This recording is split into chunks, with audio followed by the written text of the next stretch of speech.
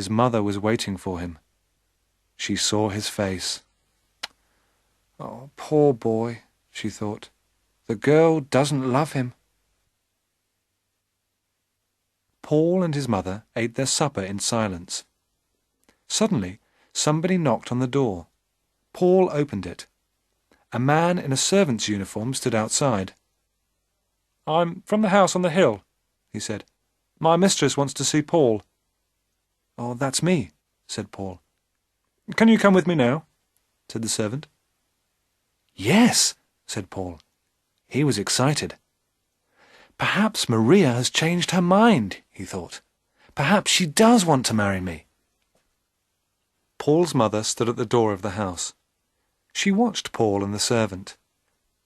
"The house on the hill," she said to herself. "I know those people. A rich old woman and her beautiful daughter. My poor son." It was not far to the house on the hill. The servant took Paul up the wide steps and into the house. Paul was excited, and his heart was beating fast. Everything was rich and grand. There were beautiful carpets, pictures and mirrors. Paul saw himself in a mirror. He looked terrible. This place was so rich, and he looked so poor. The servant opened a door. Paul went inside. An old lady was sitting in a big chair. Maria stood behind her. The old woman was ugly. Her eyes were small and cold, and her mouth was thin and hard. Her old hands were covered with big rings. She looked proud and angry. Paul looked at the old woman, then at Maria. "What an ugly old woman," he thought. "Is she Maria's mother?"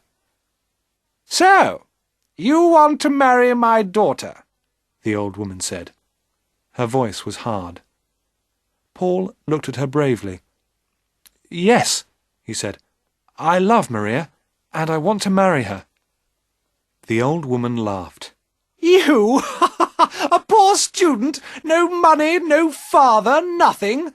My daughter will never marry you." Paul said nothing. He looked at Maria. She did not look at him. "I am poor now," he said, "but one day I'll be a famous writer." The old woman laughed again. "No," she said, "my daughter is not for you. She is going to be married soon. You will never see her again."